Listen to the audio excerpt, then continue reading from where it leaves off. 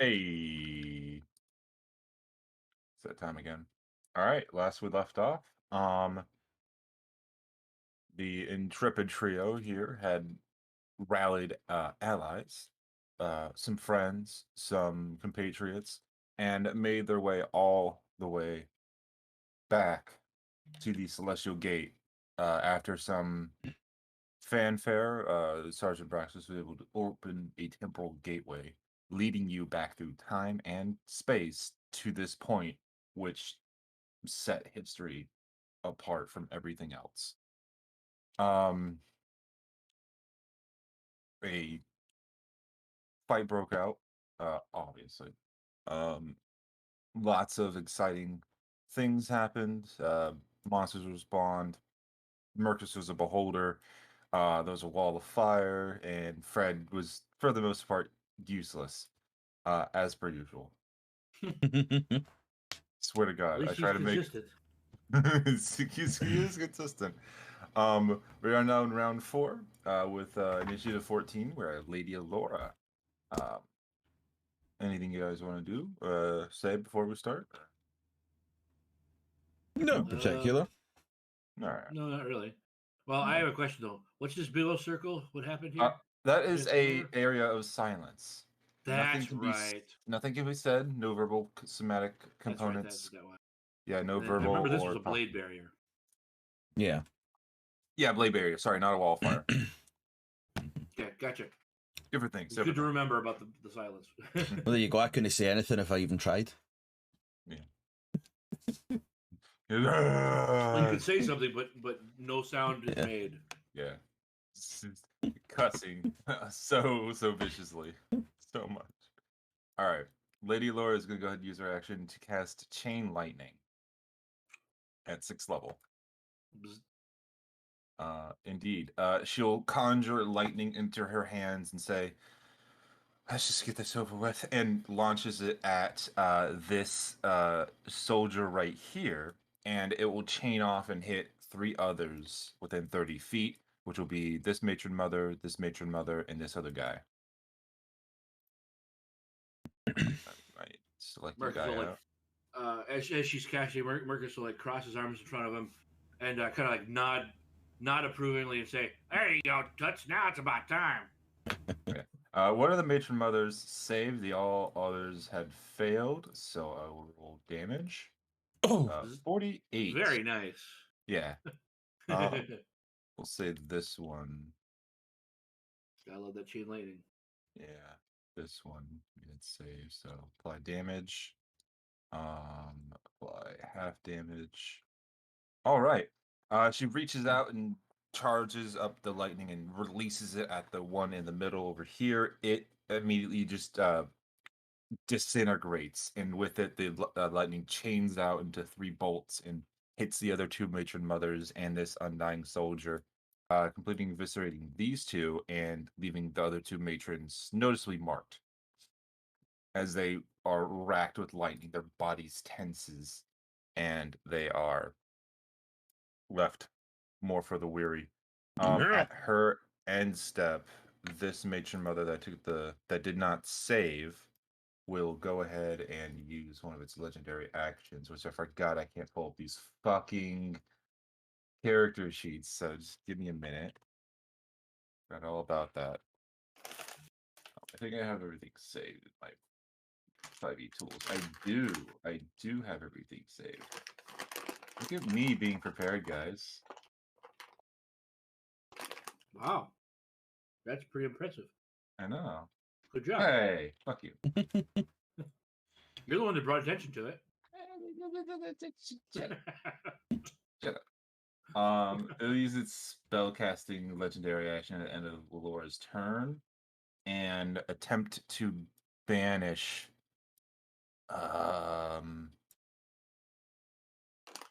Let's see.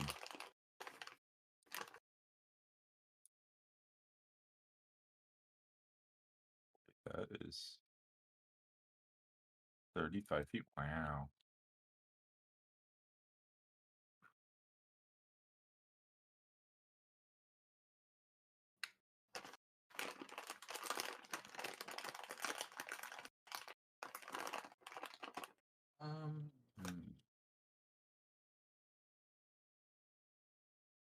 Which one of them casts silence? I didn't know which one has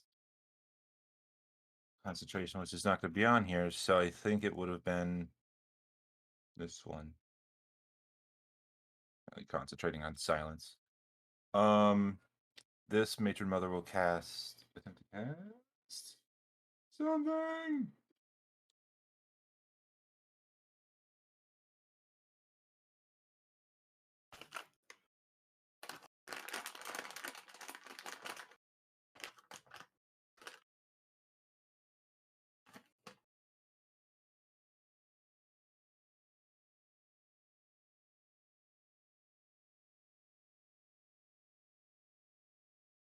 That'd be stupid.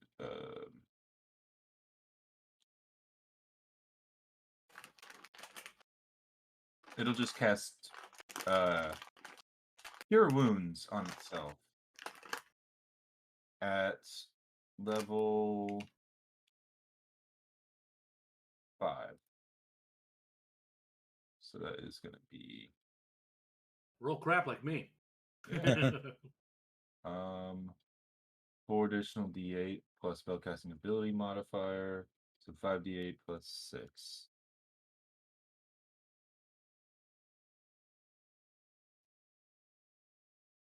$24. On healing. That was All all right. right. Yeah, it was okay. Yeah. Not And what good. one was that? The one closest to the wall of silence, the furthest down one, right? No, the most southern one. Right. Okay. Now it's that one's turn, so it's going to take its turn as well. It is then going to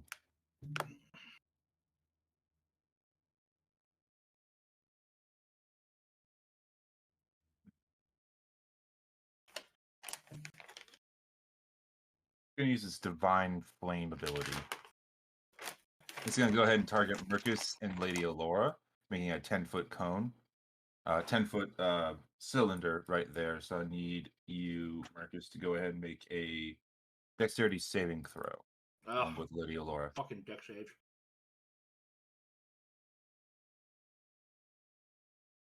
Go.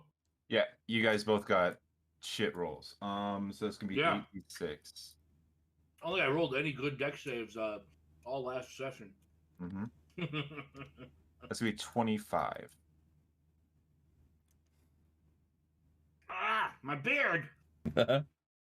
Yeah, as a column, she looks over and holds a hand out, and from the ground coalesces black cloud as fire and radiant damage just spew up in a giant, brilliant column.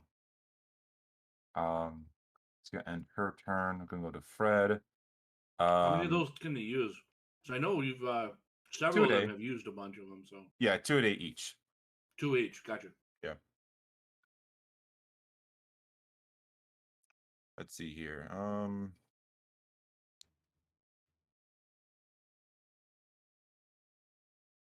Frederick is gonna go 5, 10. He's gonna go ahead and use Spell Strike on the Drowned Matron Mother. Shoot. Attack. 27. A Scorching Ray at 3rd level. 7 damage. 15. 1, 2, 3. 1, 2, 3. Those all hit, I believe. 77 damage. Yeah. He's gonna attack the one over here that's concentrating on a spell. He's gonna do 15 for 14, that's 29. 36 points of damage. She needs to make 3 con saves DC 10. Or 4 con saves DC 10. 20, 13, 19, 12. So she passes all of them, but she takes 36 points of damage.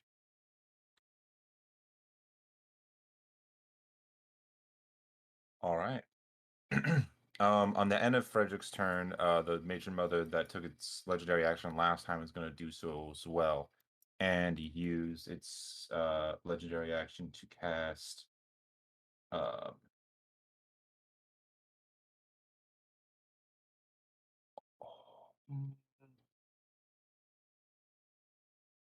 Going to attempt to cast Hold Person on Lady Allura. She needs to do a Wisdom save.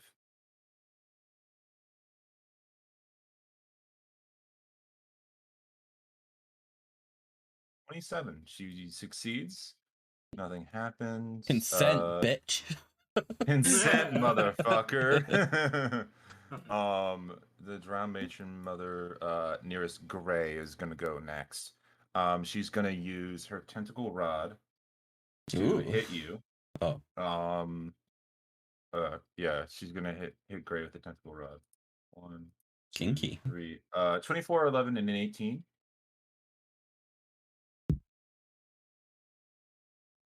Gray? What's that? 24, 11, and an 18 to hit. 2 of those hit. Yep. What You am I getting take hit by? the Tentacle Rod. Ah, Yeah, give you the slow thing again. But it misses 1 attack, so it does not get the 3 hits. So you don't need to make the save. You're taking 7 bludgeoning damage. She's going to move 5, 10, 15, 20, 25, 30 away. in the cone of silence, Gray is going to shake his fist, and his mouth will just like flap open as he's attempting to like say something, and he looks a little irritated. Yeah. You can't hear it. She's going to use her bonus action when you do that, and she's going to give the skeletal knight next to you her fickle favor. It'll take 7 damage, but it'll have advantage on its next strike. She's going to end her turn. It's now the Glabrezu's go. This thing is going to go ahead and haul up and punch the fuck out of Kroava. 4 attacks, 2 with his pinchers, 2 with his fists, or cast 1 spell. It's gonna make 2 attacks and cast Confusion. Confusion targeting Sergeant Braxis. So he needs to make a Wisdom saving throw. This first. So you have 15. Its DC is 15. Okay. Make 2 attacks. 28 and a 23 on Kroava. Both hit. All right. You are grapple. Oh no, you can't be. You're the same size. And it's gonna be 23 and 17. 23, 17. That's 40. So that's 20. Yeah. It rolled 2 9s on the D10s. Wow. Yeah. I'll mouth to it. I'm gonna fuck you up. It puts its one of its smaller hand up to its ear, like, "Oh, I'm sorry, I couldn't hear that." At the end of Glabrezu's turn, Matron Mother 2 is going to use its legendary action, and what was the 1?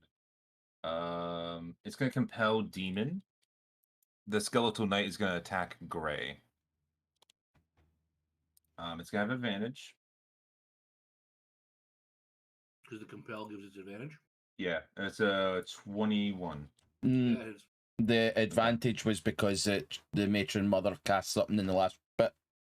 It did its bonus action ability, Fickle Favor. Yeah. Aha. Gotcha. Yeah. You're gonna take 21 points of necrotic damage. 21 points of necrotic damage. This black blade kind of swings through your body and up your torso. It's Matron Mother 3's turn, which is bitch concentrating. She's gonna move 5, 10, 15, 20. She is.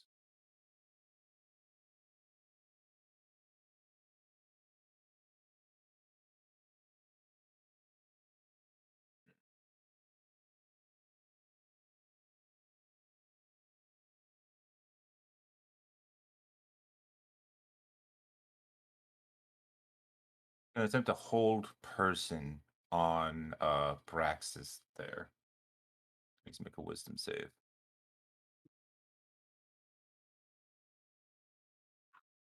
14.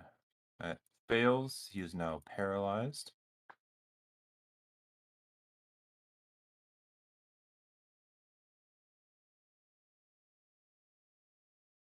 Paralyzed. All right. Actually, he's just gonna counterspell that. So bam, counterspelled immediately. You see the matron go and summon some spectral hands to kind of wrap their hands on Braxis and hold him down.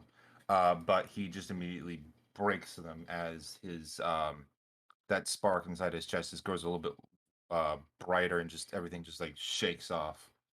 Right. Can I ask something on that? Mm-hmm.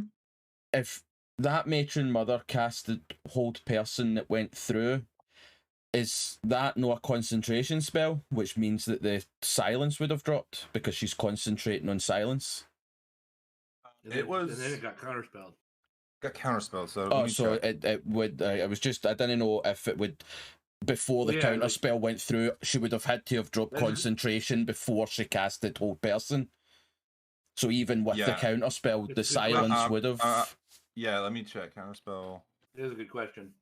Because normally, when concentrating, you can cast other spells as long as they're not other concentration spells. Yeah. Concentrating. If you. Okay. This is a spellcaster concentrating a spell. He goes to cast a different concentration spell. That spell is counterspelled. Does he lose concentration in his initial spell?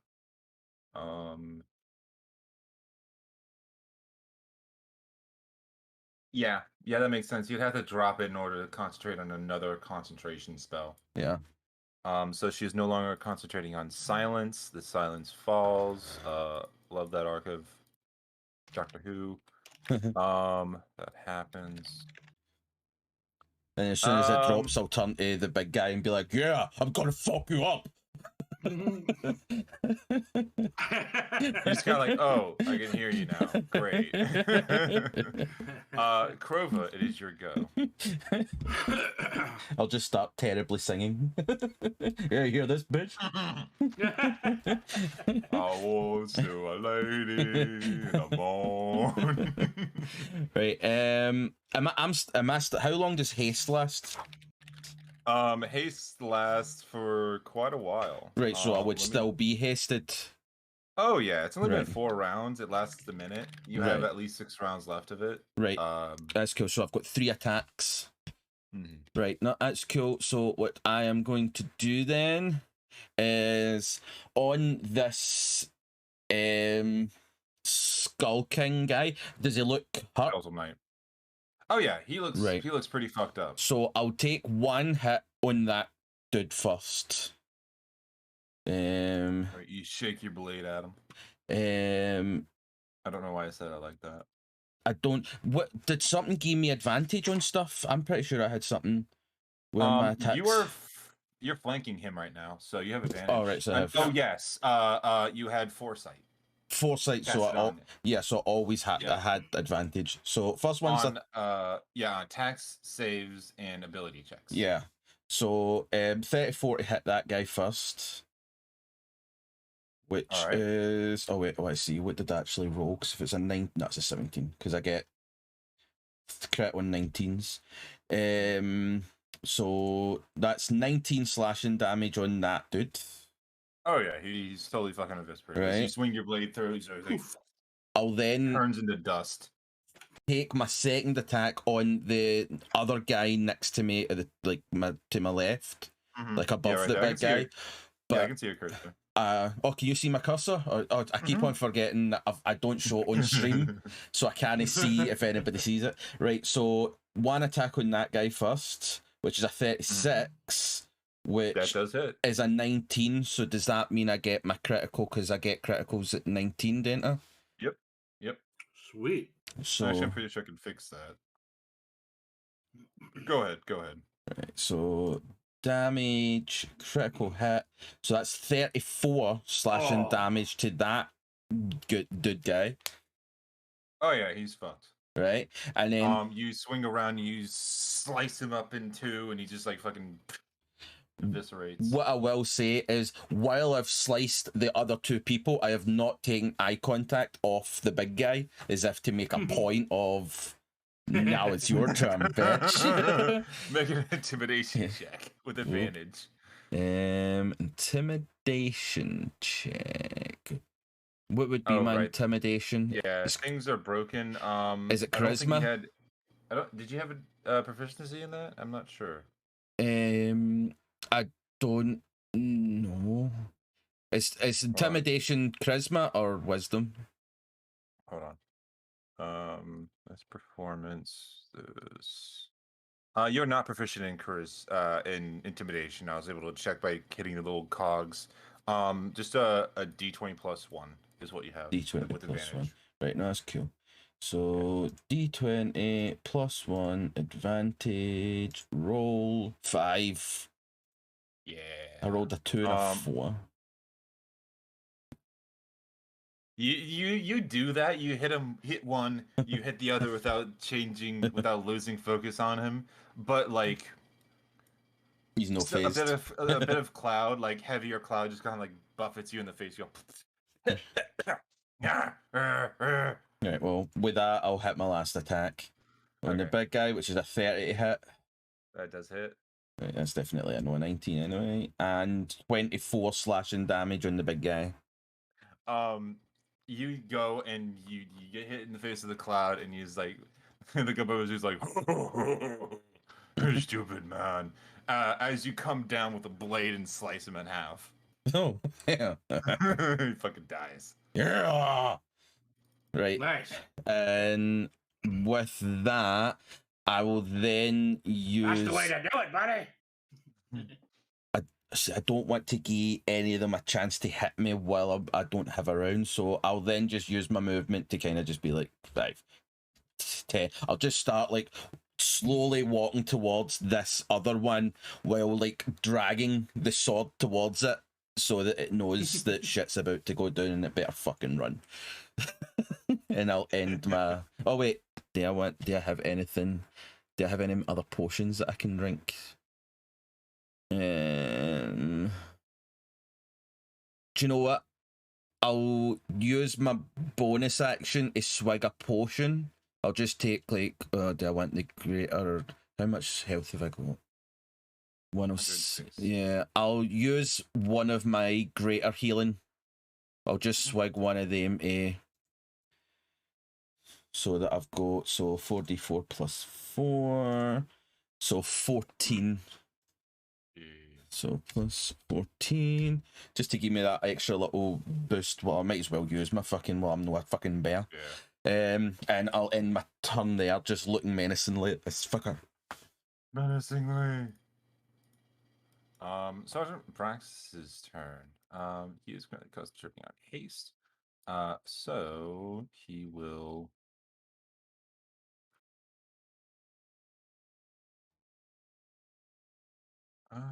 Let's see. What can he do?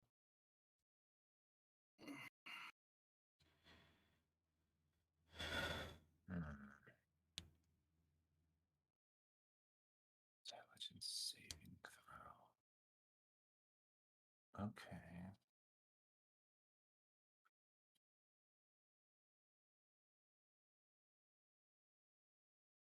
All right. Braxis is going to move. He's 60 feet of movement, so 5, 10, 15, 20, 25, 30. He's going to go over here, and he is, while flying, he is going to cast Mental Prison on the main matron mother. The one that has 3 layer actions. Ooh, interesting. He's going to cast that at level 7. Boom. Yes. Oh fuck. Kroava, you're gonna lose your haste. That's cool. And you're gonna lose your next turn because of it. Just double checking though. Is the matron mother immune to being charmed? Because Yes. mental prison wouldn't work on it. Yeah, she is. Fuck. I'll do something else. Cool. Figured I'd try and catch that one quick. Yeah. Yeah. I mean, that's a dope ass spell. No, don't get me wrong. I love that spell. He's instead going to cast Scatter and move these 3 matron mothers. You're gonna keep haste. Kroava. I'm just gonna recast this. I know what it is. Yep. Okay. Yeah. So Scatter. 7th level. Wisdom saving throws for all 3. DC 18, 13, 17, 11. Wow. All 3 of them are going to fail. So Brax is going to hold his hand up, and the air around them is going to start to shake and shatter, and they're going to fall apart into pieces, and they're going to reassemble over by Kroava, Gray, and Merkas to get swung across the field. Over here. And he's going to say, "We're not done with you yet." And it's going to go to layer initiative 20. So, them being moved, they're going to attempt a telekinetic throw. Let's see here. Kroava's probably going to look at Braxis and be like, "Why did you bring them closer?" Yeah, Gray's going to look kind of annoyed at Braxis too. Like, they were in the right spot for something. But I suppose I could do something else. I fixed it. There. They're gonna the main matron mother is gonna it's a telekinetic throw. It's gonna toss Merkas. I need Merkas to make a DC 19 strength save. Yeah. With a +1. Mm-hmm. All right. Nope. Yeah. You're gonna be flung 110 feet. Damn it. Yep, and you're gonna take 11 d6. Oh fuck. Come on, man. I was trying to mass cure wounds. 50 damage. Yeah, still alive at least. Yeah. 110 feet. Let's find out what that is. Oops. Okay. You're gonna be off map. You just need to use 10 feet to get back. Will you hang on for a second? No. I'm trying to reduce my HP. Do it for your character sheet. -50. There. You were the one that told me to do it from the icon. Well, you can do it from the sheet as well. No, you can't. All right. So you're off map right now, Merkas, but you just have to move 10 feet, and you'll be on where you are on the map. That'll end Braxis's. That'll be initiative 20. And hear Merkas go, "God damn it!" It's now your turn. All right, so it's 10 feet to get to right where he is. 15, 20, 25. That's his max speed. How far away is she? Hang on. What does that say? I can't read it. It's too small. 65. Shit! You can heal Frederick. Frederick doesn't fucking need it. Okay, you know what? Merkas will... I can hold a spell as an action, right? Yeah, you can hold an action. That action will be to cast. You can hold a spell until the start of your next turn. You would have to set a trigger for it. Okay. Merkas is going to shout to to the Gray, "Hey, Blue Boy, get over here so I can heal you." Oh. And he's going to set up the heal spell to heal Gray as soon as Gray comes into range of Merkas. Okay, the spell heal or The spell heal. okay, It I has like a that. 60-foot range, so Yeah. Let's move like 5 feet back, Blue Boy. All right. Is that gonna be all for you, or any bonus actions? no, that should be it for Merkas. Okay. It's now Blue Boy's turn. You did this now. Oh, I shot back.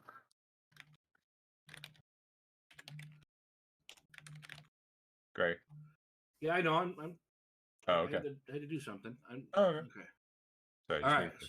So Gray is gonna like look back at Merkas and kind of like, all right, and he's gonna start moving 5, 10, 15, 20, 25, 30, 35, 40. He's gonna move his full movement over toward Merkas, and then Merkas's heal will trigger. Yeah. So a heal, Big ass just spell. just at 6th level, yeah. Nice spell. Boop.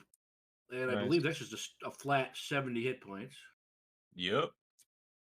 Yep. So 70 hit points of healing to Gray because Gray was looking fucked up. Yep. Nice. 91. There we go. Whew. Counter spell. I'm Yeah, Merkas is out of range of a counter spell. kidding. And Gray is gonna be like, all right, thank you. And then he's gonna turn around. All right, I'm getting kind of tired of you. Let's see if this will work. It's a new thing I've been working on. And he's gonna look at the main drow matron mother. And he's going to cast Feeble Mind. So that is a intelligence saving throw, DC 18. This is not a charm spell, so she's not immune to it. On which one? The main drow matron mother, the big The one bad. that has, the one that has 3. Okay. Yeah. Intelligence saving throw. She gets a +3 to this. What is your saving throw? An 18. 18. All right. Let's see here. D20 +3. Roll. No, baby. All right. So that's 46 like this. psychic damage. Uh-huh. And now her intelligence and charisma scores are 1. She cannot cast spells, activate magic items, understand language, or communicate in any intelligible way. It can identify its friends, follow, and protect them. And it has a saving throw once every 30 days. All right. Let's see here. 46 damage. 14. Apply that damage. You watch this matron mother. Hold on. I gotta. She now a drooling vegetable, baby. Well, not a vegetable, but No. Fuck. Where is? intelligence of 1. Yeah. I've been saving this for something like this. First, there we go. She reaches up to her head and goes, ah! And she bends over and is on the floor, just losing it as she just stops and kind of looks up, and she's wide-eyed. Her eyes are dilated out the zoot, and she's just kind of looking around and has like the physicality of like a feral lizard folk right now. And she's just kind of like Gray's gonna kind of grin a little bit. Now let's see you use that fancy magic. Ha! But you can't. And for a bonus action, he's gonna pop a potion. Boop. All right. Lady Laura's turn. 30. All right. I mean, this is the final battle. He might have. I can't just like save that shit. Right. I mean, he'd stay healed. Does Merkas even have any items? I don't think he does. Oh, he has a potion of fire resistance. Woo.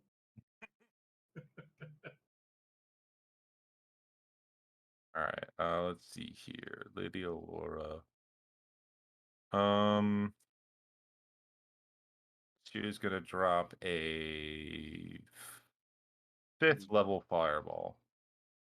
Nice. Yeah. Spaced properly. As Lady Alara brings her staff around, she conjures this giant fireball that condenses down to a single point, and then covers it with her hands, and it disappears and appears right above Bachin Mother 2, the one on the top right, and it just ignites into a gigantic inferno. Oh.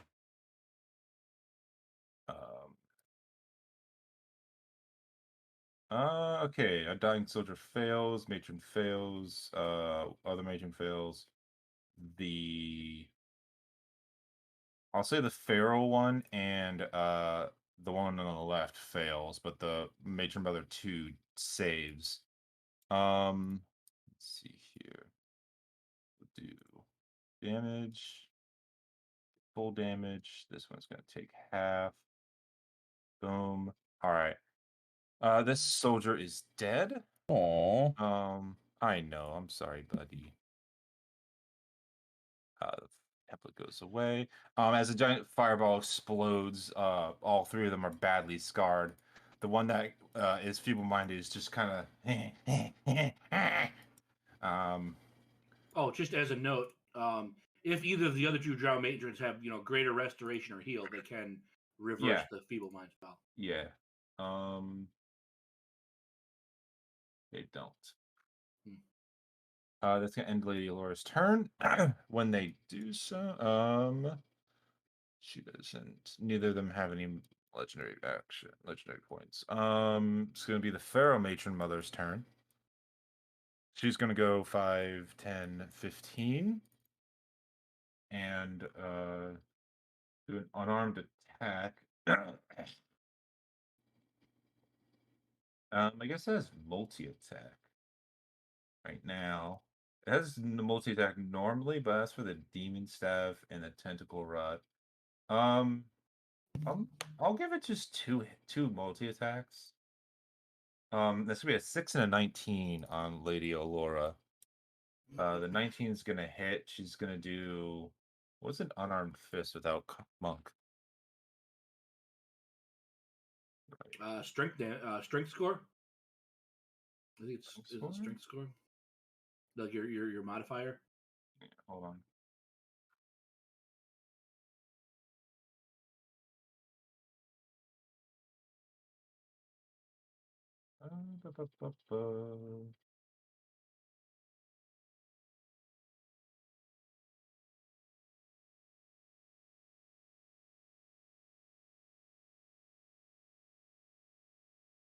It's 1 plus your strength score, so she's going to take 2 damage.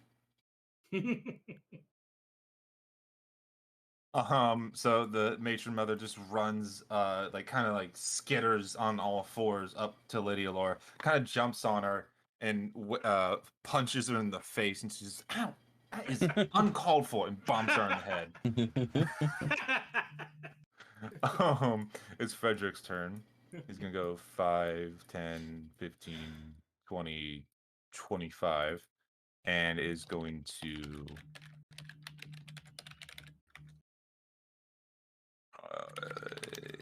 guiding bolt at 3rd level, along with a spell strike attack.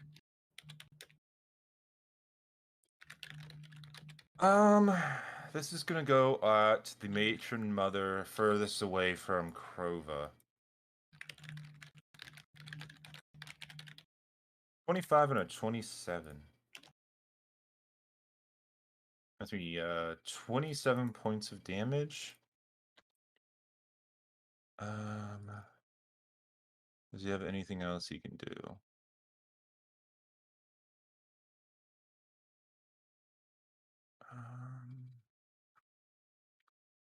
Oh, right. Arcane Infusion. Does force damage with 1 plus spell will slightly expend. That'll be 2, so 3 extra damage on every hit. She takes 3 more. She has that out.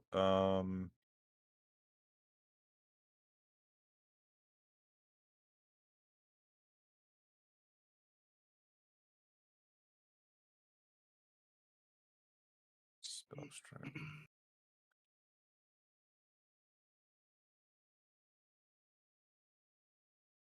Yeah, that'd be it for him. It's now the Drow Matron Mother 2's turn. She is gonna cast Gate. But let's see who's within range. 40 feet. Okay. You can only do that. You're way too far. She's within 25 feet.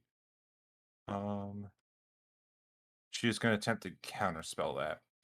So the Matron Mother 2, whose turn it is going to go to cast Gate. Alora is going to respond with a counterspell at 3rd level, because that's all she feels is safe right now. And she needs to roll a d20 plus 5. And needs to net a 19 for this to be counterspelled. Oh, 7. roll the 2. Yeah. So Lady Alora sees this arcane gate start to appear. She reaches out to dispel it, but her magic's not strong enough and gets ripped away. And she is going to form a gate right over here. Let me make a thing. That's how big it is. Yeah, it's 4 wide. Nothing is going to come through because it's just going to a set place. You can't see where through the gate. It's just kind of just like endless array of swirling black and purple. She is going to look at the rest of the her compatriots and say, look at her friend and her bad boss bitch friend. I don't know. And try and get them to go through. It's Mission 3's turn. She's going to move over here.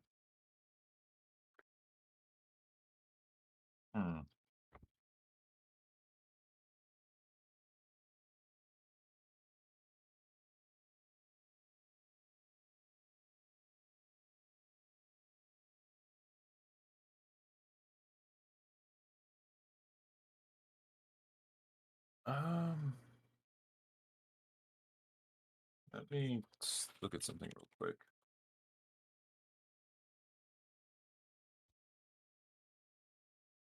Oh, okay. Jesus, this is gonna make shit complicated. Then why did you do it? I don't fucking know.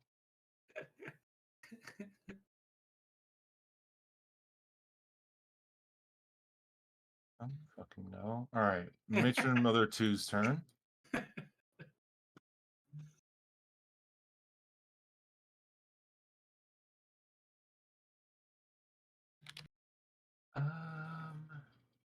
It is going to use its last divine flame for the day and target. Let's see here, say 120 feet away.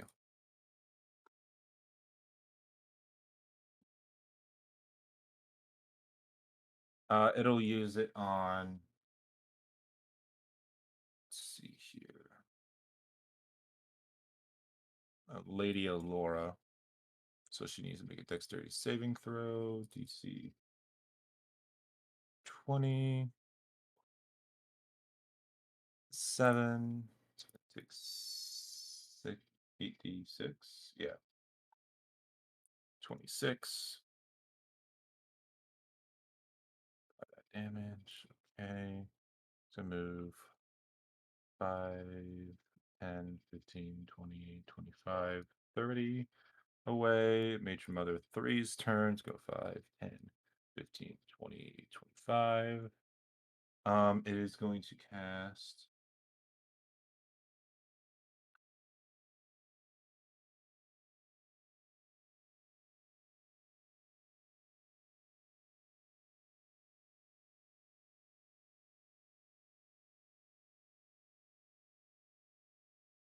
It's going to cast Banishment on Kroava.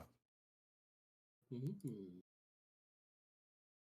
I need you to make a wisdom Christmas saving throw. Sorry. Charisma saving throw. Yep. They get advantage. Mm-hmm. 20. 30-20. Ooh. Wow. That's exactly their DC. Hey.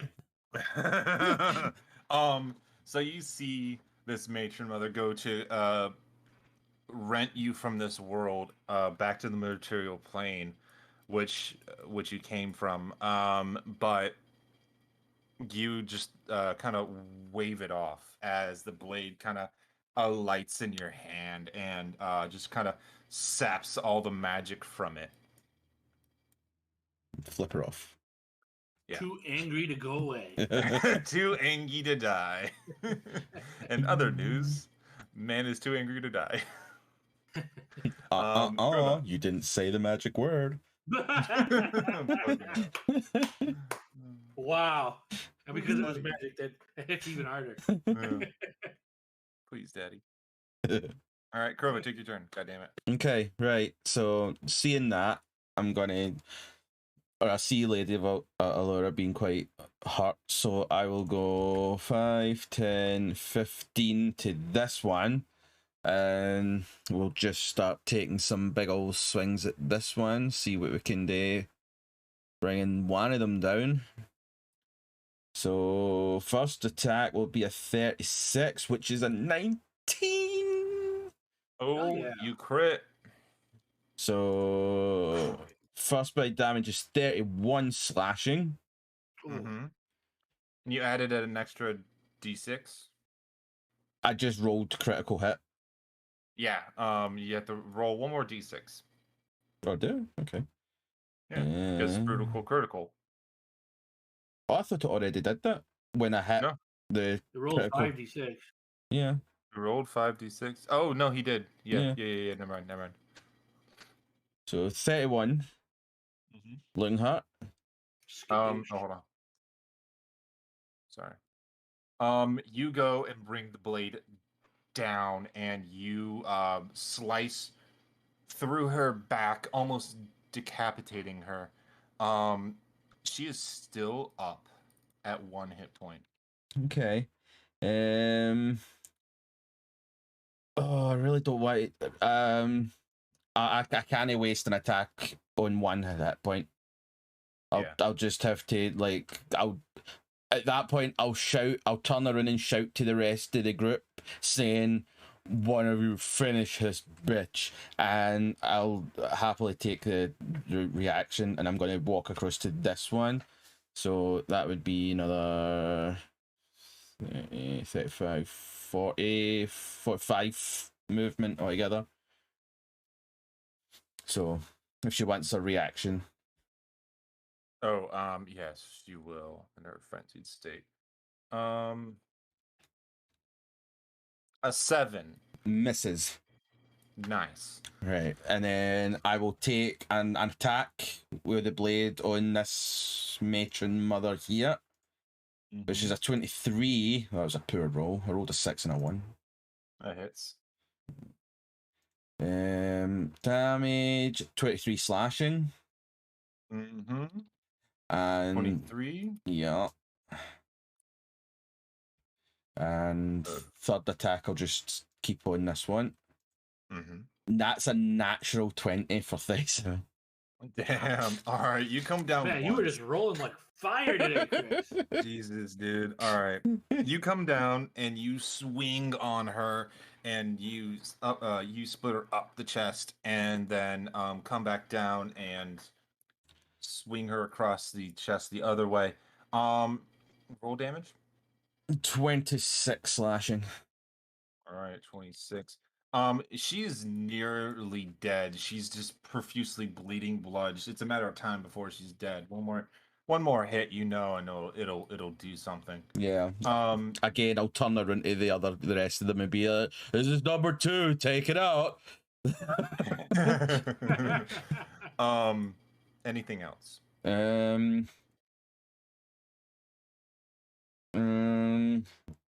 do I want to take another potion? Might take another potion. Do you know what? Seeing how hard she's been hitting my friends, I will take one of my supreme healing potions. Just to try and get something. 44. Nice. That's a decent amount. That gives me a bit of fucking... I can take a wee bit more punishment after these ones while I'm kind of trying to block and be in their way of things. And I will use my last little bit because I've got haste, so I've got 80 feet into. So it's doubles. So I'll just use my 5, 10. So that gives me, that's for a 55. Just so I'm there, so that I'm out of... They can get hits in on these ones without hitting me. And I'll just be prepared to keep moving on to the next one, and that'll end my turn there. Alright. It is Sergeant Braxis's turn. He is going to go ahead and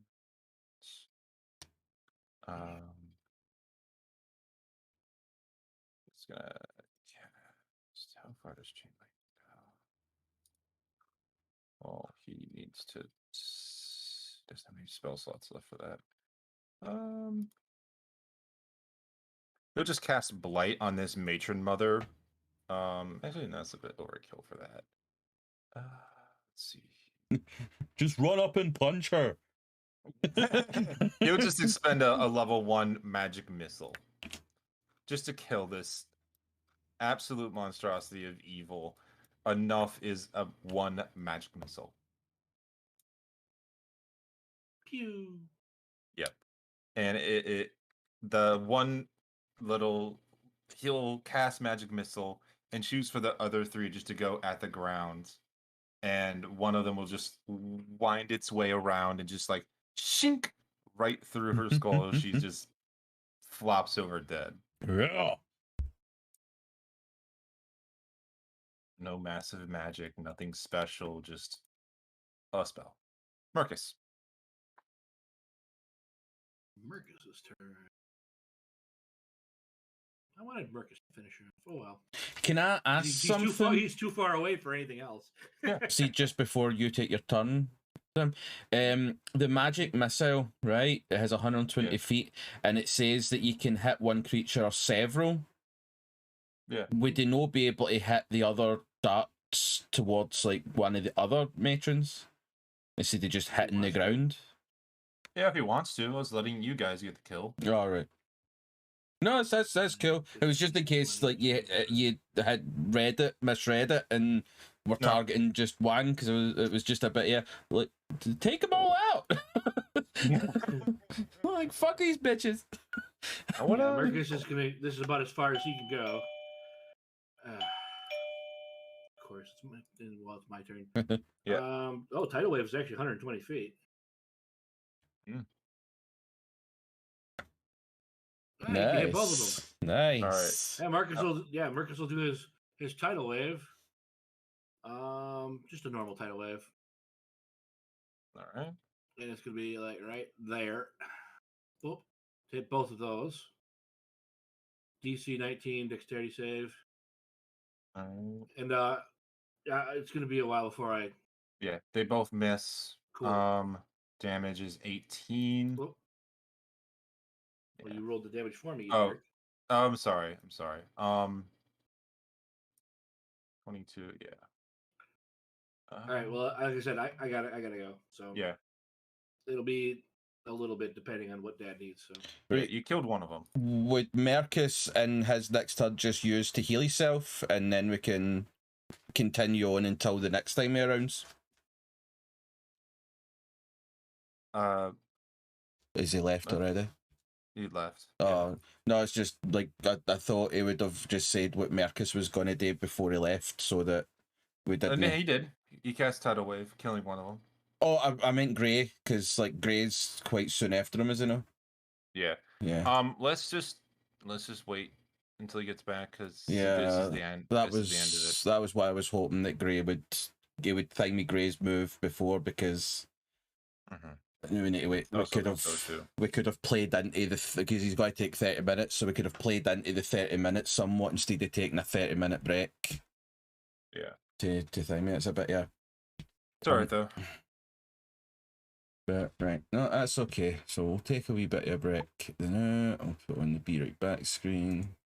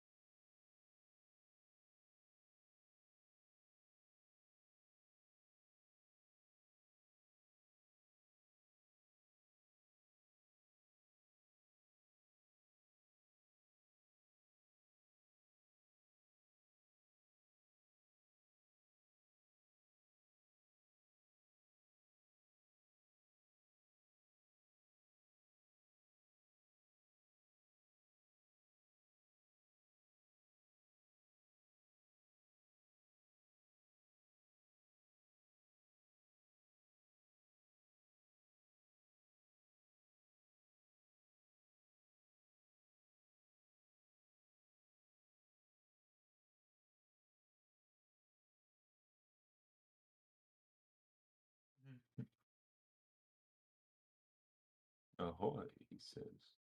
Badrat. Right, we're back. We're live. We're good. Ahoy, hoy. Fuck it, we'll do it live. Ahoy, hoy, lowly mortals. That was something that Mr. Burns said.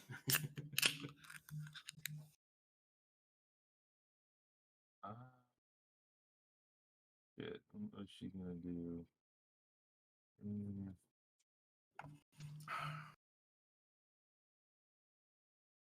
You know what's funny? With this fight here, usually Kroava's the one tanking all the hits. Yeah. This time it was Merkas.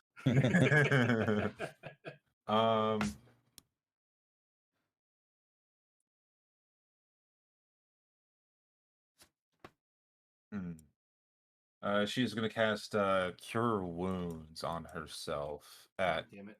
5th level. Yeah, so Cure Wounds. Probably won't be able to knock out enough HP of her then. 28, okay. Oh well. So 5d8. Oh, that's one too many. Plus 6. Plus 6, yeah, plus 6. Oh. 40. God damn it. Yeah. Oh, Those are some good rolls. Fly healing, and she had she had 11 more. Yeah. All right. Gray, it is your turn. Seeing as how she just healed herself, Gray is not as confident that he'll be able to finish it this time. He's going to use his bonus action first. He's going to use 5 of his healing light d6s to heal Merkas. Let's roll 5d6. So that's, oh my god, what? Oh my rolls are so. 17's better than it. So he's going to heal 17 damage to Merkas. Not even out of the red. You gotta try better than that, kid. Shut up. All right. That was an action or a bonus action? That was the bonus action to use the D6. It's only You can only use a bonus action to heal with those. Okay. And then Gray is gonna be like, all right, well, let's do this. 5, 10, 15, 20, 25, 30, 35, 40. I believe 40 feet is his movement. Yep, it's 40 feet. And he's just gonna while he's like booking it, his right hand is gonna start to glow. And when he reaches his destination, he's going to thrust his right hand forward and cast off a guiding bolt. Up the butt. Up the poop hole. Yep. I can't upcast it, huh? Oh, right. It is upcast to 5. Oh, yeah, right. It is upcast. Shit, I forgot. Jesus. I was just looking at the normal 46 damage, and I'm like, man, that's going to... No, it's 9d6. No shit, sir. Warlock. Okay, so that is a 28 to hit. Doesn't hit. It does. Nope, 26 radiant damage. All right. Negative. I rolled a lot of 2s on those damage dice. And the next attack has advantage. Yeah, but Kroava's got foresight, so it's advantage anyway. But either way. Well, somebody else might hit before I get my son. That's true. Elora and Fred are next, so that's a good point. Anything else for your turn, sir? That's action, bonus action, and movement.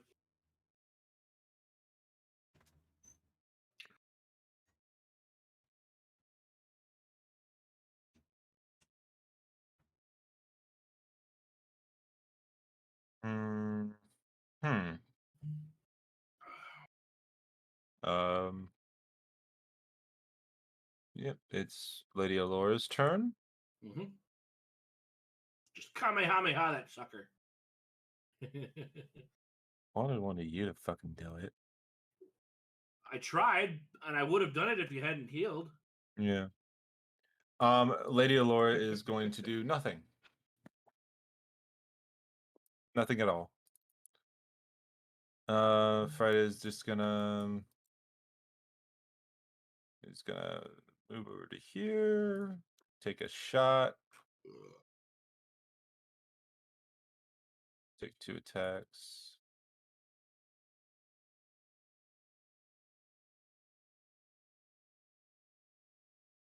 Uh, 14.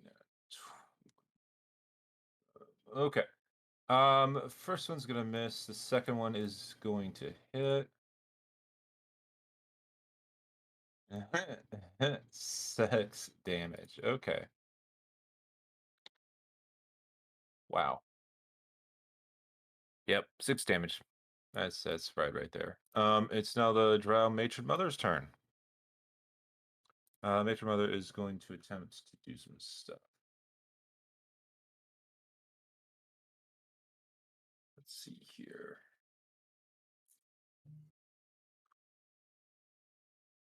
She is going to, I guess, attempt her last Divine Flame.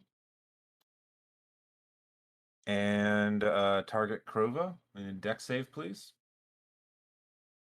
Dex save. Actually, no. She is not. She's gonna hold a spell.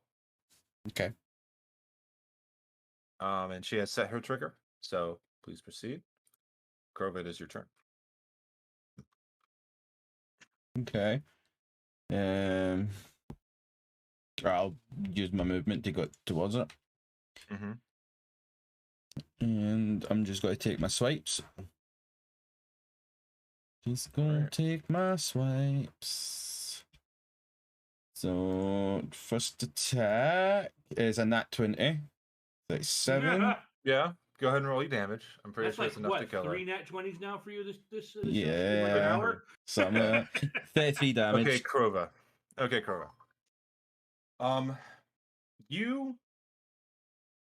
It is your turn. You are dragging the blade behind you. You walk up to the matron mother, the last one that is standing out of all of her brethren. One is dead at your feet behind you. The other one is dead over by Lydia Laura.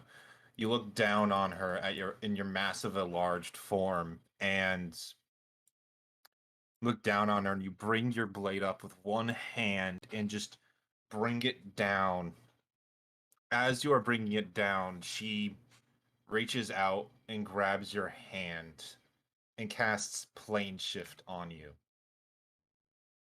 Please make a Charisma saving throw. DC 20. Did you get advantage?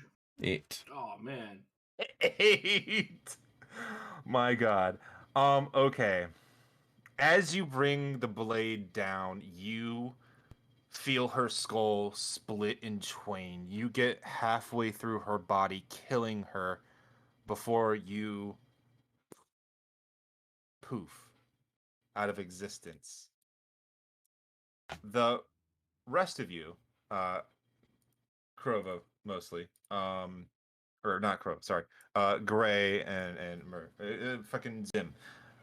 You're left there. Both your characters see the dead body of the matron mother fall away. Fall as your friend disappears in a puff of black and ichor. Wow. That's not good. No, it's not at all.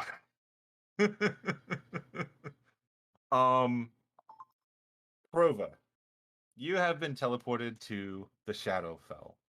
Okay. Yep. Sounds good. Shit happens. Living it open for another game, but eventually, Gray, Merkas, Fred, Braxis, and Lady Allura are able to reconvene and save you after locating you, traveling to the Shadowfell and defeating a few ancient black dragons and shadow dragons. Who knows? Ancient shadow dragon. There, that's what you fought.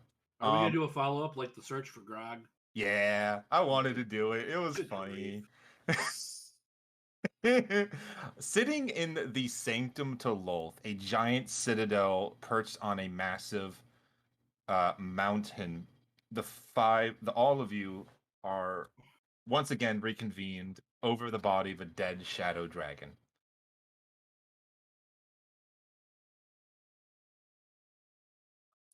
is this in the Shadow Realm? Yep. Right. Shadowfell. Right. Praxis says, "We are never doing that again. We're getting something to protect you from magic, and that is it." I mean, Sounds fair.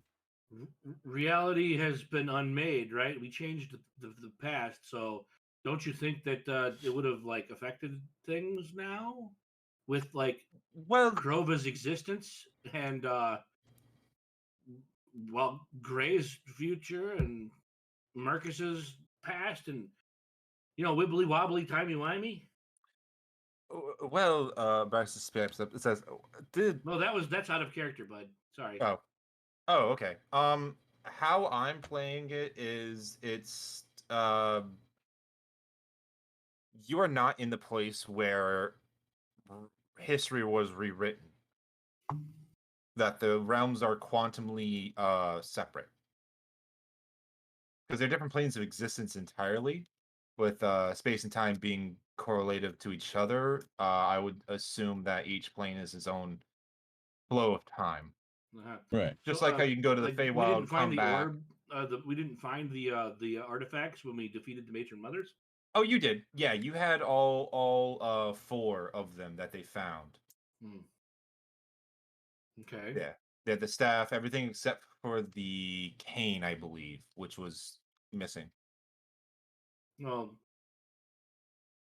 I mean, if Or we not the have the cane. items, like they can't do the thing anymore. Yeah. So Exactly.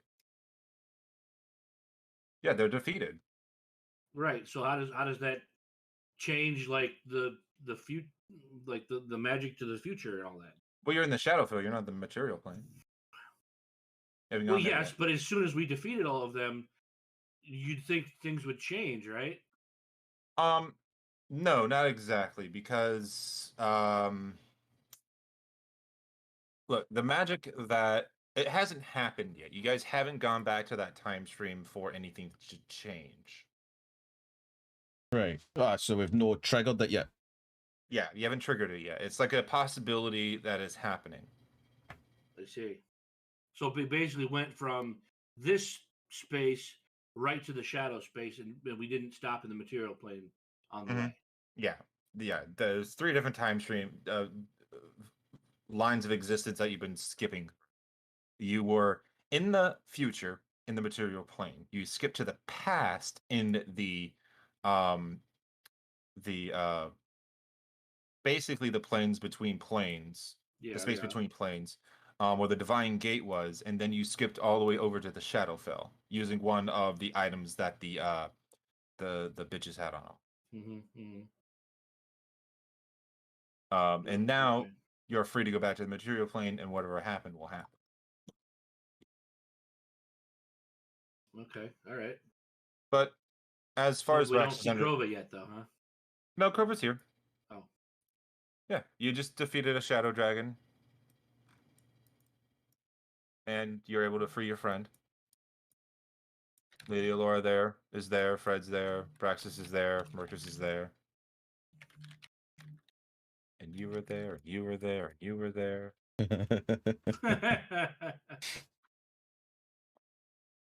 What would you guys like to do? Crow would probably turn to Braxis and Alora and be like, right, so can we get home now?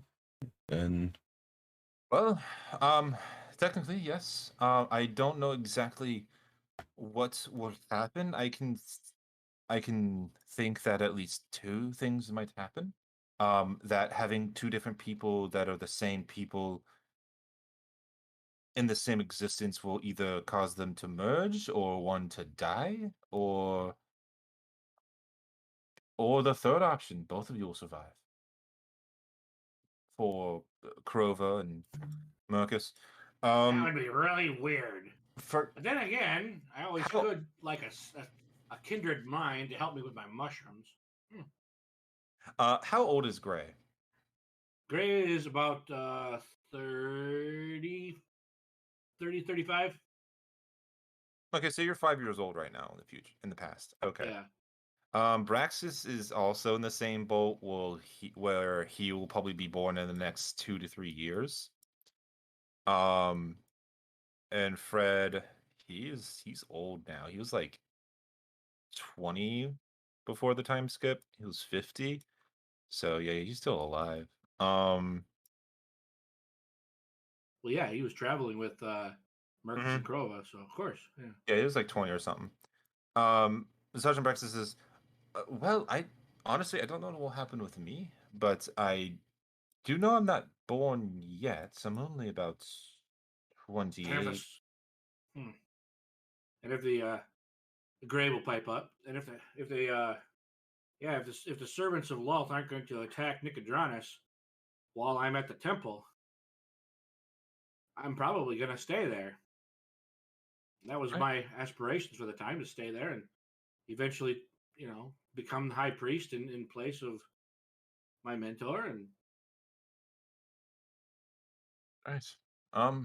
it's gonna, well, it'll definitely change the future / past. Yes, exactly. Hopefully, your parents got together, Braxis. Yeah, I think I'll stay away from Amon for the time being. Um, yeah, I think the only thing next is to shift back there. Okay. Well, Well, if this is it for all of us, then well, it was nice meeting you guys. If I don't see you in the future, and if my old self becomes my new self, well, I'll probably never see you unless if you drop by the Temple of Bahamut in Nicodranus sometime. I may not know you, but know that it was a pleasure. It was a pleasure traveling with you, Um, even through all the seemingly hopelessness. We actually made it in the end. Lady Laura will pipe up and say, "Yes, it's been odd knowing you all, but it's been quite an adventure. If we do all remember this and aren't dead, I guess we could meet up back in how about Craghammer? I don't think any of us have any direct relations to that city. No, I don't believe so. I've never been there. sounds like a Very well. fun plan. I do believe that we would need a plane shift spell to get back. Oh yeah, I got that. Gray kind of waves his hand. Yeah. Gray, as you go to cast plane shift, you open your hands out and you cast the spell on all of you. The feeling of the spell tugging you from that realm, you all cross over into the material plane. What destination are you choosing, Gray? Oh, You have to shit. choose a destination on the material plane. You can choose something specific, like an inn in Crackhammer, or I think he's going to pick the outer walls of Vasselheim. okay. The Because outer walls. that's basically like where they had everything set up, and he doesn't know exactly how things are going to go. So if the resistance is going to be there, he wants to be kind of near where everything kind of went down. All right. As you set that destination and cast the spell, all of you are pulled from the divine gate. One by one, you all appear somewhere else. We'll start with Kroava. Kroava, 30 years ago, you were locked in a bubble of time and time passed you by. When you closed your eyes when the spell happened and you felt yourself shift down and through time and space, you land on your ass in a small, dark cave. You're in the cave where time passed you by. There is no one else here except for you, Merkas, and no Lady Alora. Oh, Lady Merkas, Alora. no Lady Alora. Okay. Merkas, you feel much of the same. Everything has happened. You're not sure. You're just sitting in a cave with Kroava, the one that you fought Lady in all that time ago. You look at your hands and your beard. You don't feel that much older. You're not exactly sure what happened, but you don't see a duplicate of yourself. You don't see anything else. Same for you, Kroava. You would have to imagine that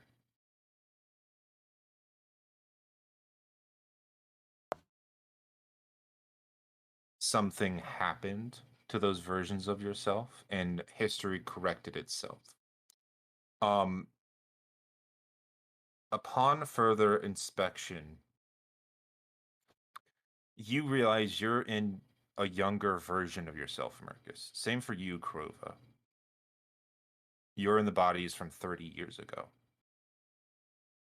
History has corrected itself, leaving you with the memories and abilities you had pre-time fucky wucky. So just my normal memories? Yeah. All your memories from who you were before the time skip and everything. You have all the abilities, all the know-how and everything like that, but your bodies are that of you 30 years ago. No, that's what I'm Which for saying. Kroava, The mine's didn't change. yeah. So basically, Merkas is now a level 18 druid. Still. Yeah. Wow. Yeah, you're all the abilities you had before. Yeah, because Merkas can feel his access to the skills. Yeah. Wow, this is interesting. How old is Gray? He was 35 or so. Okay. Or 40, or was he 40? I think the whole idea was like he was 10 when the servants of Loth attacked and started destroying everything. So that's Okay. So you would be so 5. he'd probably be less than 10. Yeah. But not much less. Gray, you find yourself pulled and ripped through space and time, landing in a small temple. Not a small temple, a temple that is very much familiar to yourself, but you look down and your hands are minuscule. Everything is so big to you. You are now a level 8, level 17, level 15 6-year-old. You have all the memories and abilities that you had before the time skip, but the body of a 6-year-old. Well, this is an odd occurrence. He's going to attempt to summon honor into his hand. Nothing appears. He's gonna like squeeze his hand a few times. Huh. Interesting. Yeah. The next few days for you, Gray, go along okay, but you know who you are. You know what happened, right? What happened? You're not sure what happened.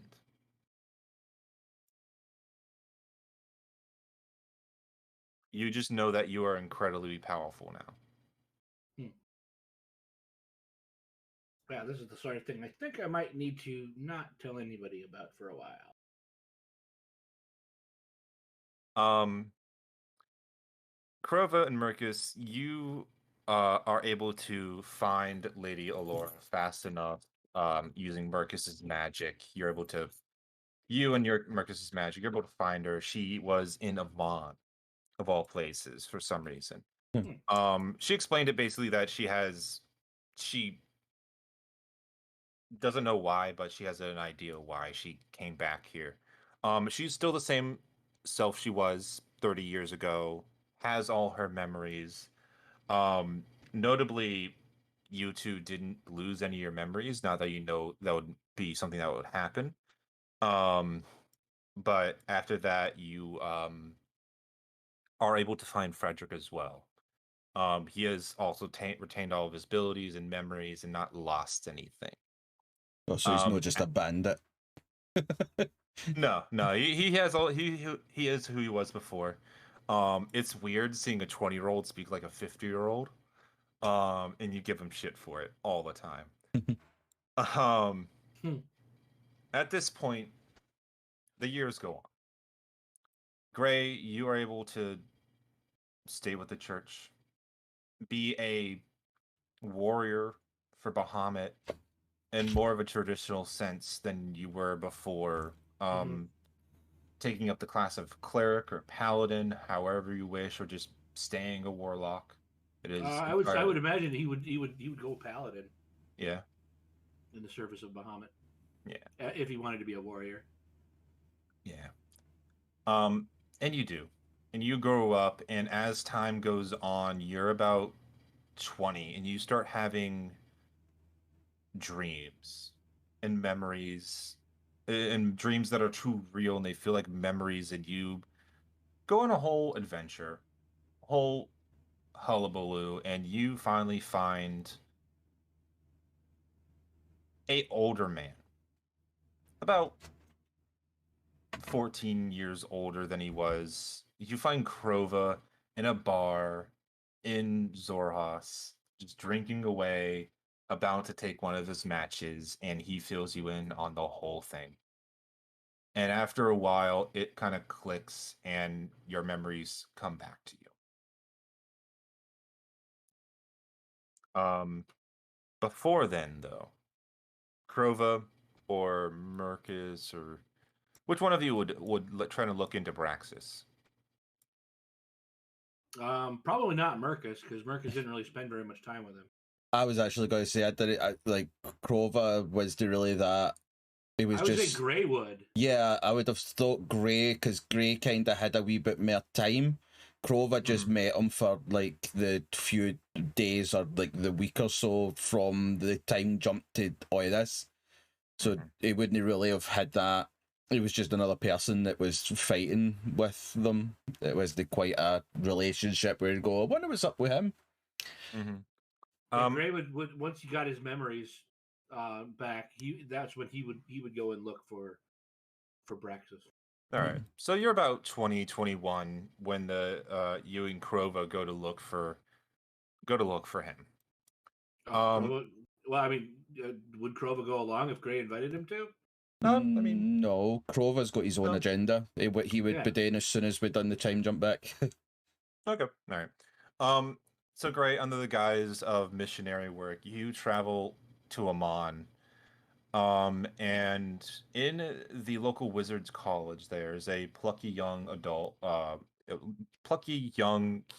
human half-elf. Half-elf. About 16 years old.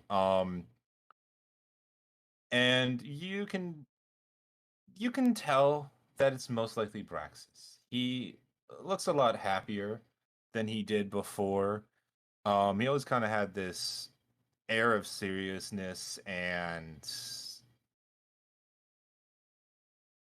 drama to him, I suppose. But it's relieving seeing him happy as he is. Would you interact with him at all? I think Gray, considering Gray didn't get his memories back until later, I think Gray would not want to interrupt the current path of Braxis's life.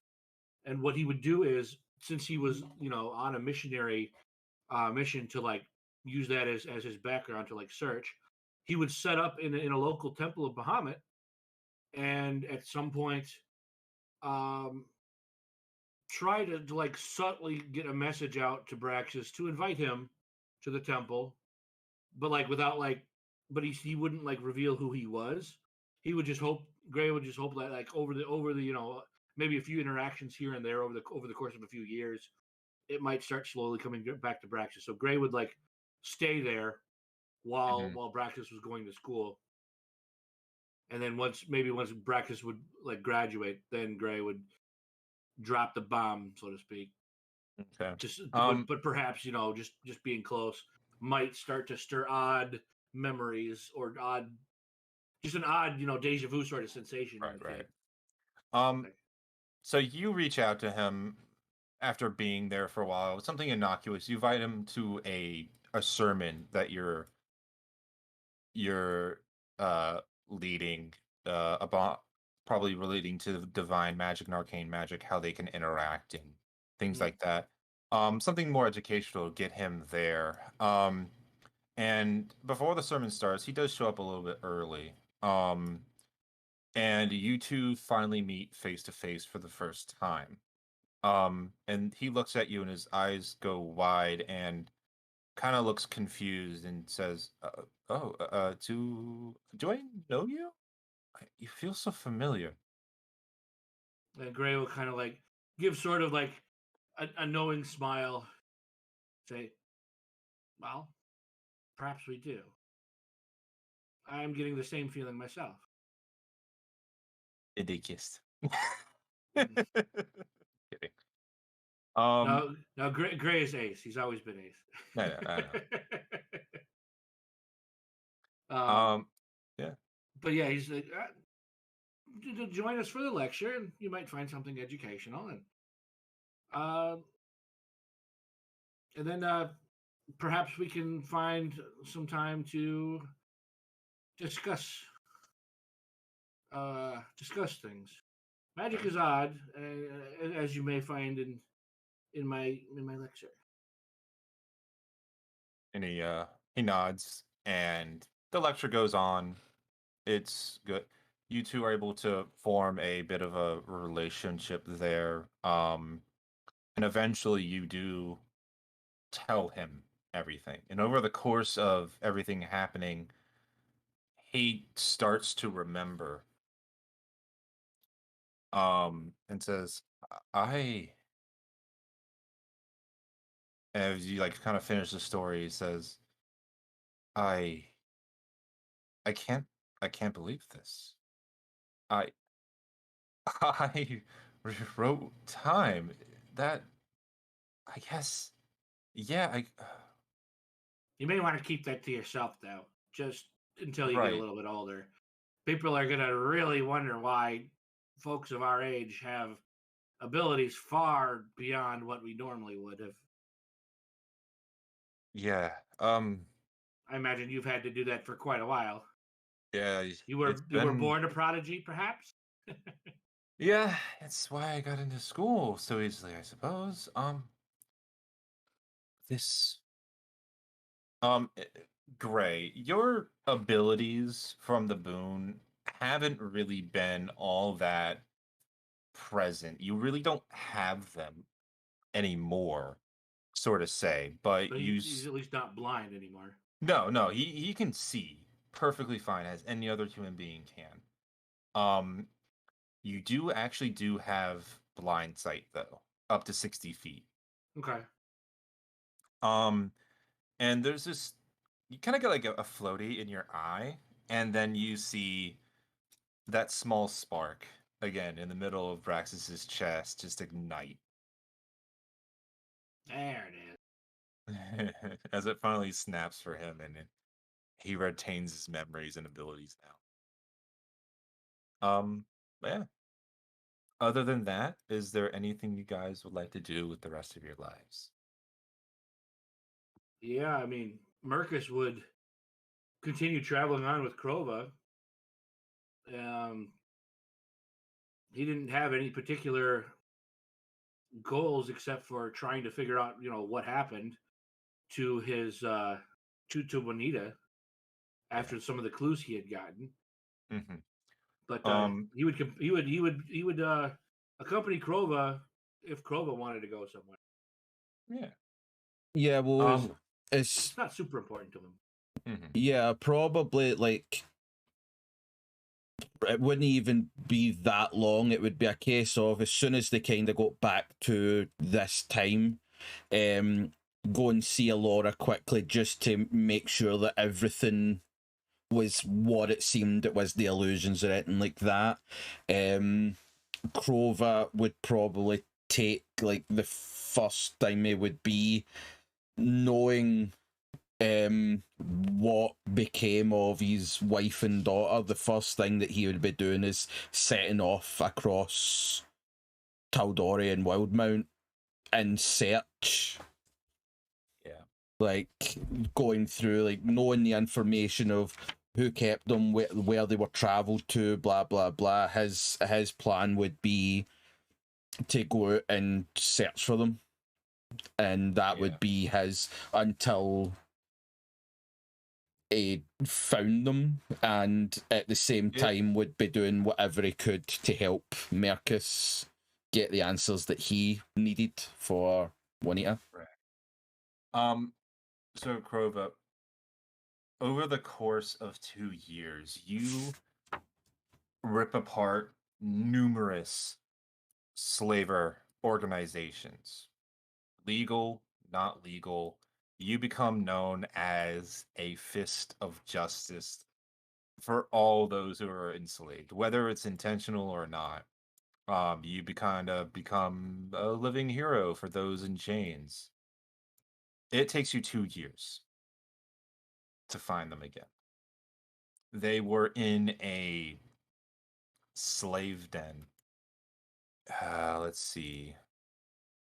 In the south of. Hold on. Open up the map real quick. Remember where it was. I remember this town it was. I just don't remember where it was. Come on. Is this map broken? Are you kidding me? Map's fucking broken.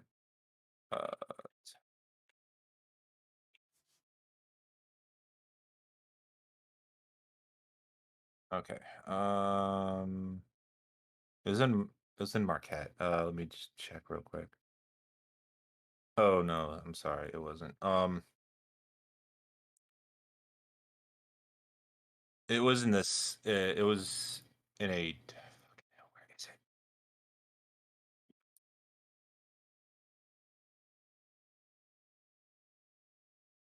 I need the bigger map. Come on.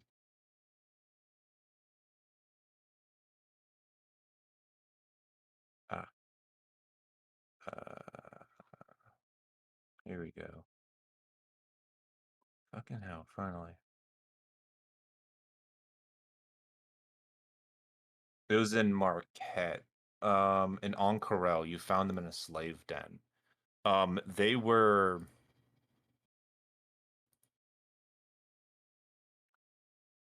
They were in the lower levels of it. They were malnourished, hurt, and not very well off.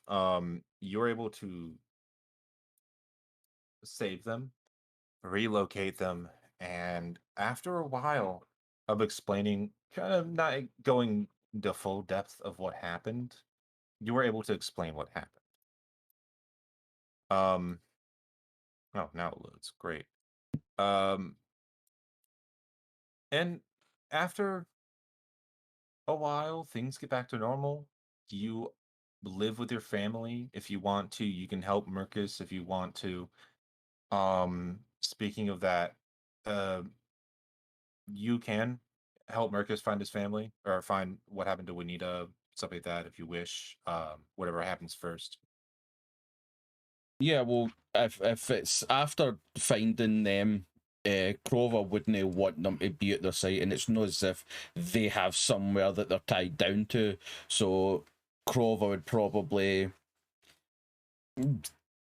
take them with them, and they would go with Merkus and follow the clues that Merkus got, because that's what friends do.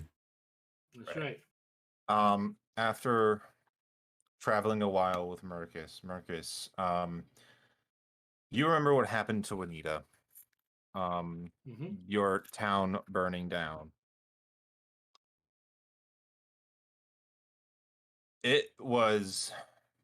I don't have the notes with me, but what happened was there was a deal made with a demon.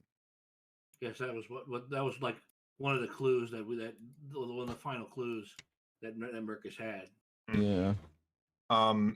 It was one of the mayors that made the deal with the demon to cure the village, and he gave him the cure. But before it happened, so what exactly happened?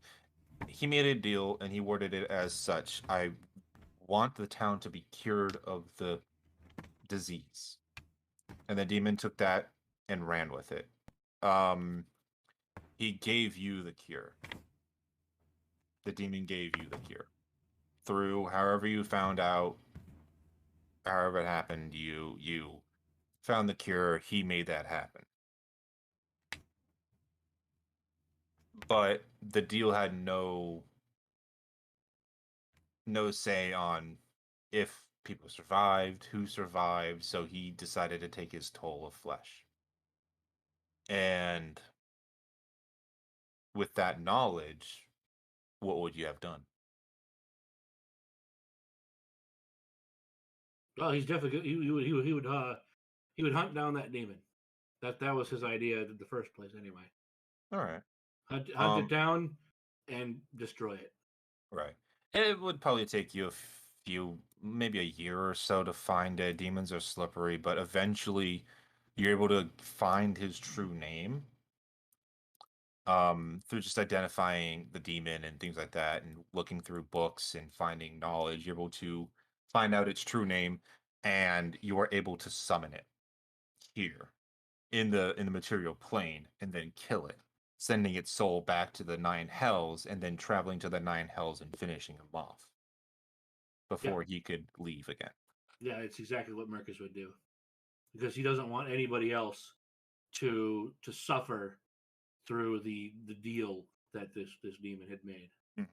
The deal, because he was a deal making demon. Yeah, he was a contract stubble. Yep. In the lair that the demon used for its hideaway, and where it went when it went back to the nine hells, you found a small chest on one of its tables that had coins with names written on it. One of them would have been Juanita's. From what you can gather, these are hell coins. These are soul coins. They contain the souls of individuals. So with that coin, you're able to make sure Juanita went on to heaven. Yeah, he would definitely make sure that she passed into a better her soul passed into a better afterlife than the nine hells, for sure.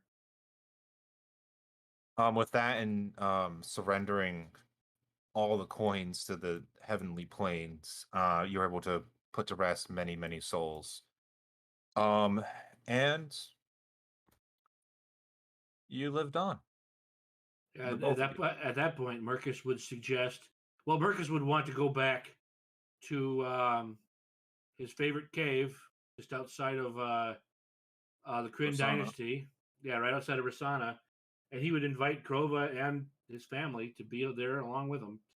Mm-hmm. Although a cave is no place to raise a family.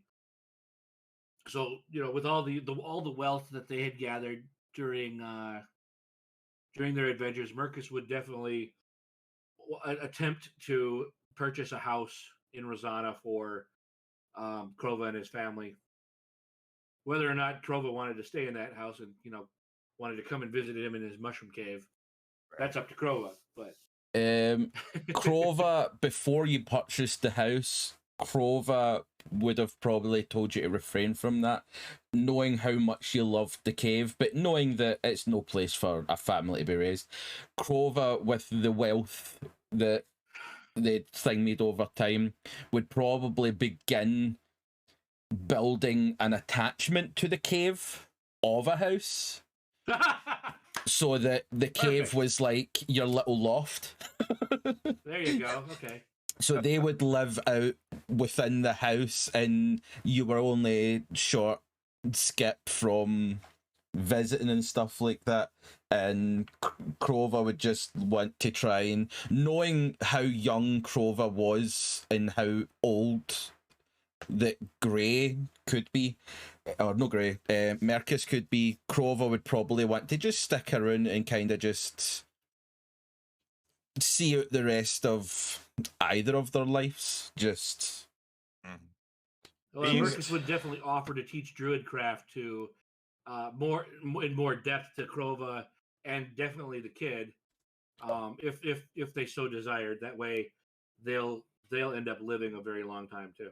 Kroava made you the godfather. You're totally, yeah. You're like the crazy mushroom uncle. That's right. Crazy he uncle. Totally would be. Oh, and man. even though Merkas would complain and seem grumpy from every now and again. Yeah, but could you really be grumpy over Uncle Merk? Yeah. He protested, but it made him happy. Yeah. All right.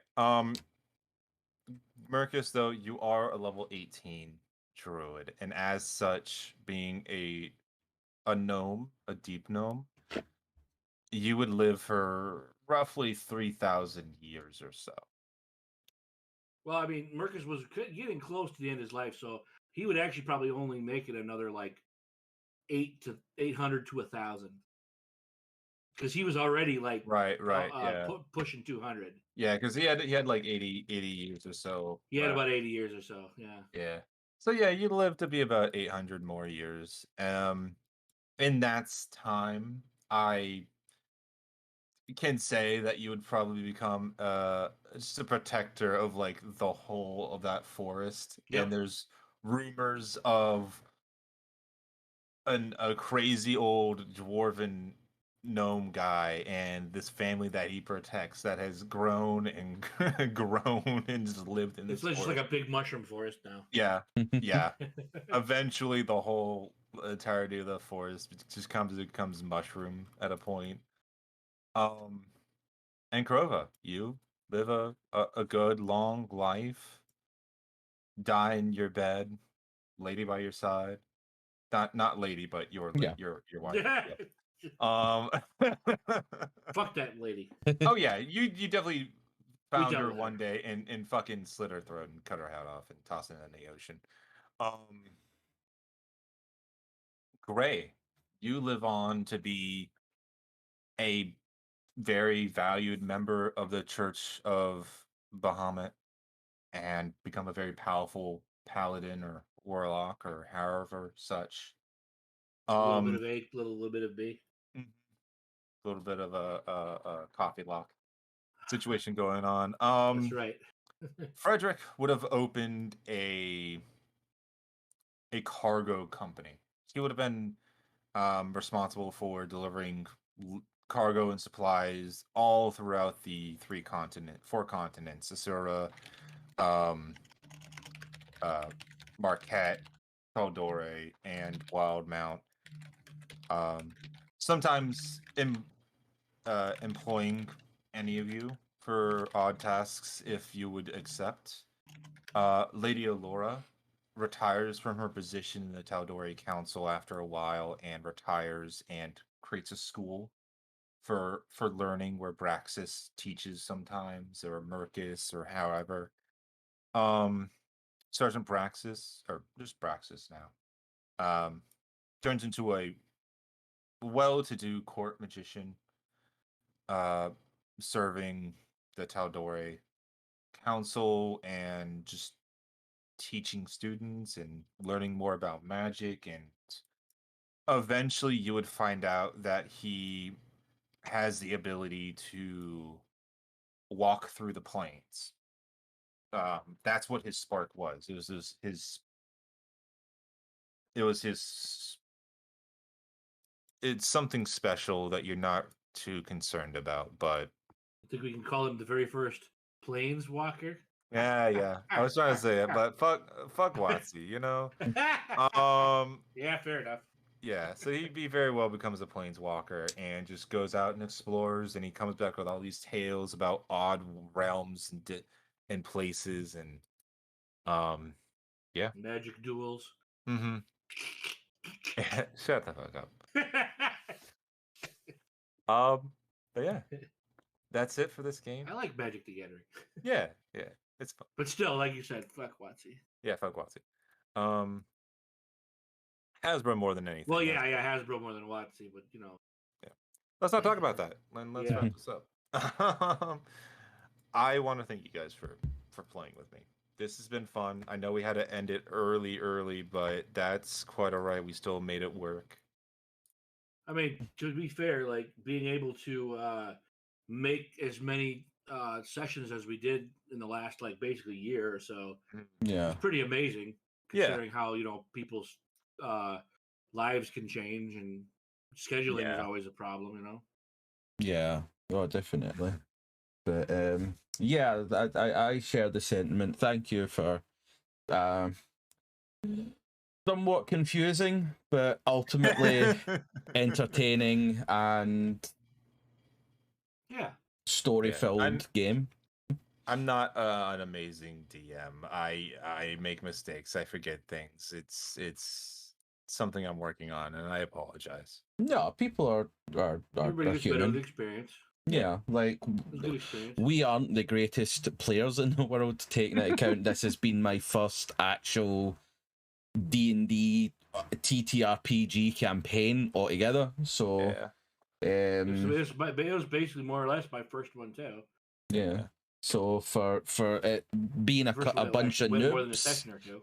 Yeah, for being a bunch of noobs, I think we done pretty well. And I do want to take the also time to extend a thank you to Docs and Haba for joining us for, even if it was a short while, but it was very, very fun having them involved as well.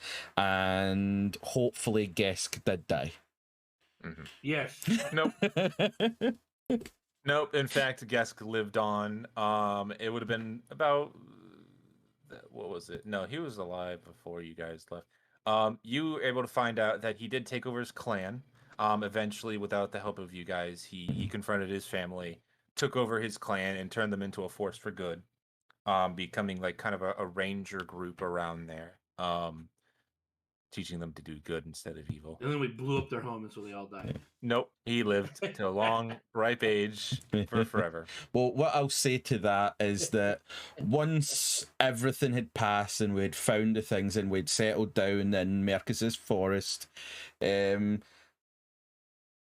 Kroava would look to arrange a yearly event where Gesk could come with his family, and Persephone and Ruach and Fred and Braxis and just a yearly event where everybody got together, see, like a family cookout.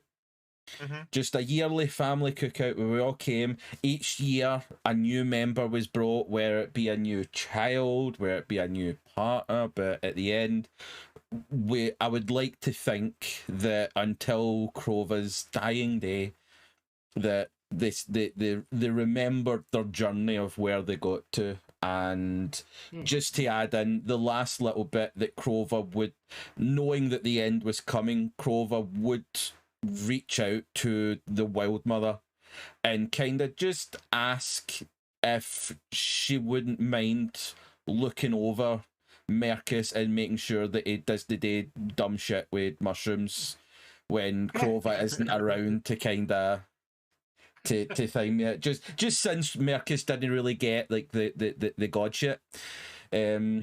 So I'd like to at least make sure that someone made sure that he didn't do something stupid.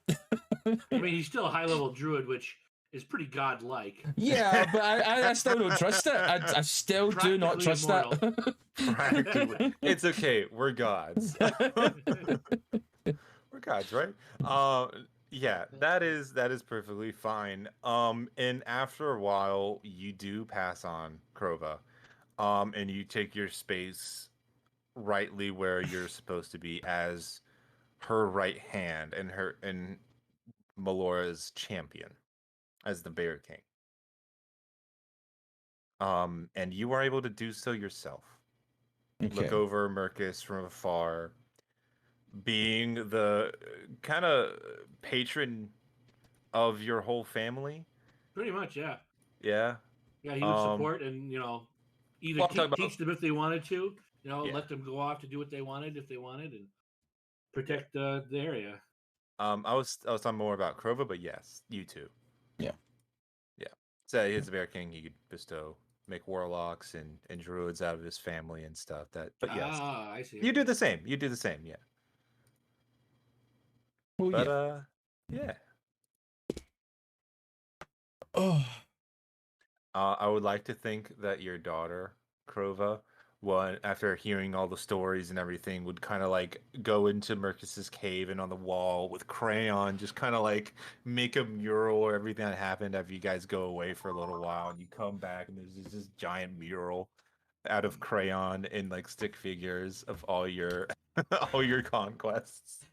Yeah, and funnily enough, through the lens of a child, of course. Funnily enough, there is something that is being worked on right now that will probably make its way online in the next week, Yes. which pretty much goes down the same kind of route as a kind of storied book of Kroava telling of the journey of who he met.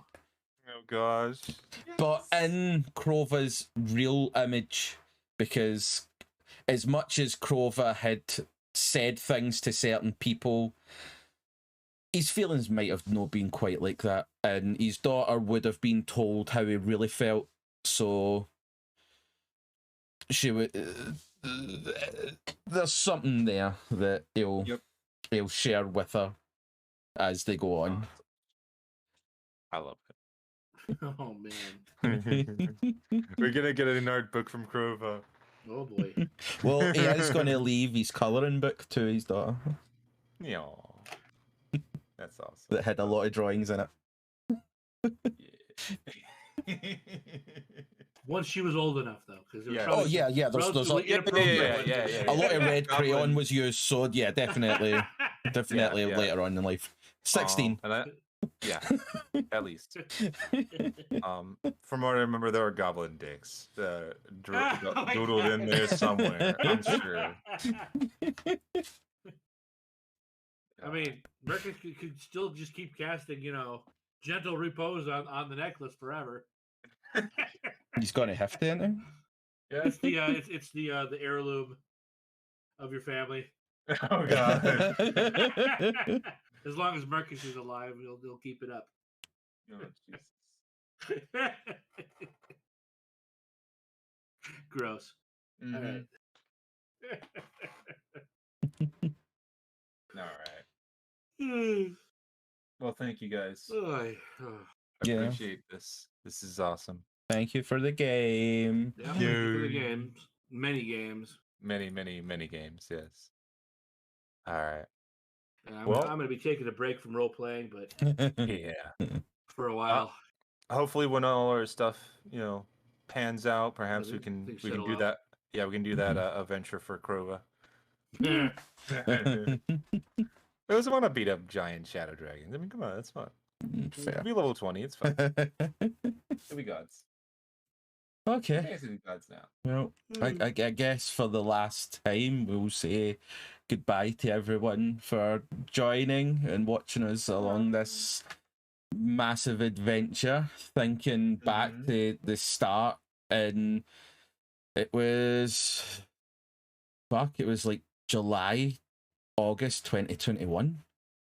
Yeah. It's been like a year and a half. Yeah, it's been a hot minute. So thank you everyone for joining us. Thank you for... We never thought we'd make it this far. Nope. We thought we'd be dead. We're golden gods. It's fine. So yeah, thank you everybody for starting, and we hope to see you in our next adventure, wherever that may be. Perhaps. Bye. Bye.